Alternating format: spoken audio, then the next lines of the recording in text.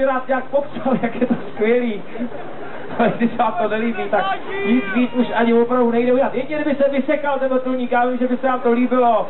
Kdyby třeba to všísrou napálil tamhle toho komína, teď to vybuchlo. To by byla show. To je podle mě jediná věc, která by to mohla vykonat. Nebo kdybych se slíknul, ne, to vlastně ne. No, to už jste viděli na území České republiky. Tohle ne ještě. Tak, show pokračuje, užívejte si to. Další, podívejte se, jak padá helikoptéra. Pyroflip. Tak mi to říkali modeláři, že tomu říkají. Žádná oficiální terminologie akrobacie s vrtulníkem neexistuje. Těžko podívejte se.